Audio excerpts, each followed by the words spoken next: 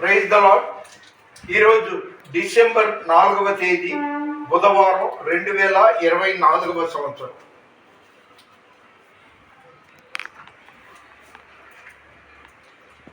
యోహాను సువార్త 15వ అధ్యాయంలో, నేను నిజమైన ద్రాక్షావల్లిని, నా తండ్రి వ్యవసాయకుడు, నాలో ఫలింపని ప్రతి తీగను ఆయన తీసి పారవేయును.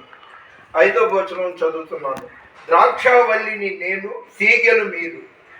ఎవడు నా యందు నిలిచి ఉండునో, నేను ఎవని యందు నిలిచి ఉండునో వాడు బహుగా ఫలించును. ప్రియ దేవుని బిడ్డ, ఇది నీకు నాకు వర్తిస్తుంది. దేవుడితో మనం ఉండాలి అంటే ఆయన ద్రాక్షావల్లి, మనం తీగలం. అప్పుడే మనం ఫలిస్తామంట. అలాంటప్పుడు ఆయన ఏం చెప్తున్నాడంటే, ఇంకొక మాట చెప్పి ముగిస్తాను. యోహాను సువార్త 14వ అధ్యాయం 12వ వచనం.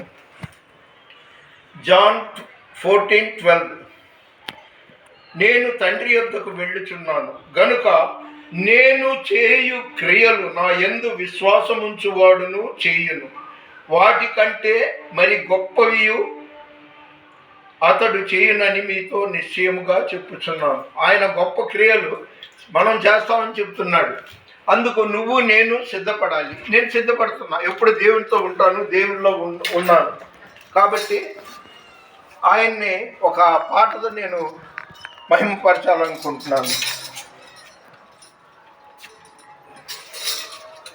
నా స్తుతి పాత్రుడా నా యేసయ్యా, నా ఆరాధనకు నీవే యోగ్యుడవయ్యా, నా ఆరాధనకు నీవే యోగ్యుడవయ్యా, నా స్తుతి పాత్రుడా నా యేసయ్యా.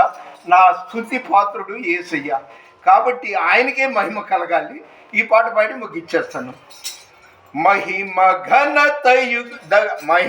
ఘనతకు అర్హుడవు నీవే నా దైవము, మహిమ ఘనతకు అర్హుడవు నీవే నా దైవము, సృష్టికర్త ముక్తిదాత, సృష్టికర్త ముక్తిదాత, నా స్తుతులకు పాత్రుడా, ఆరాధనా నీకే, ఆరాధనా నీకే, ఆరాధనా నీకే నా యేసయ్యా, ఆరాధనా నీకే.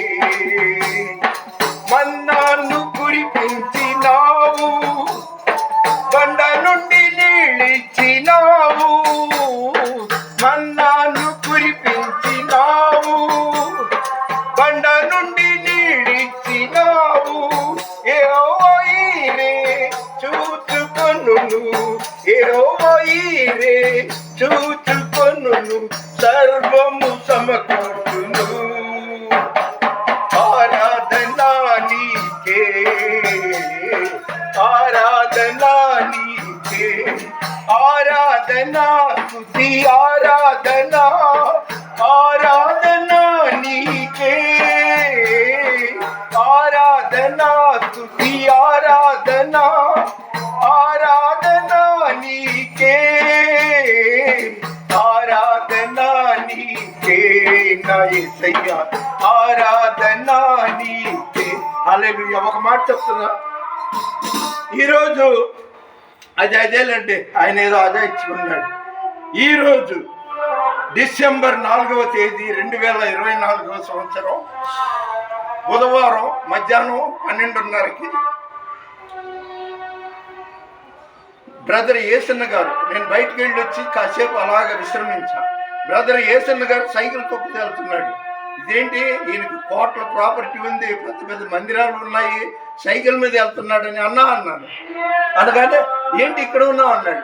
అప్పుడు నేను చెప్పా, అయ్యా నా భార్య 5 ఏళ్ల క్రితం చనిపోయింది, నేను ఒంటిగా ఉన్నాను, ఇది ఇదని.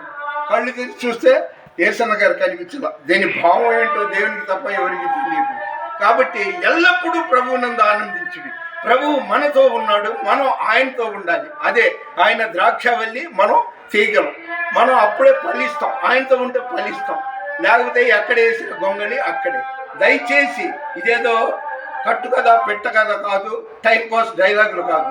దేవునితో మీరు ఉండండి, మీ కుటుంబాలు ఉండండి. రోజు కుటుంబ ప్రార్థన చేసుకోండి.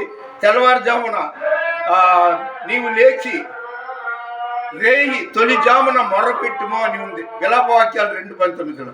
మీరు అలా చేస్తే ఖచ్చితంగా దేవుడితో మీరు అంటుకట్టబడి ఉంటారు. అంటే ఆ ద్రాక్షవల్లితో ఈ తీగలు అంటు కట్టబడి ఉంటుంది. మన వినికిడిలో దేవుడు ఈ కొన్ని మాటలు దీవించునుగాక.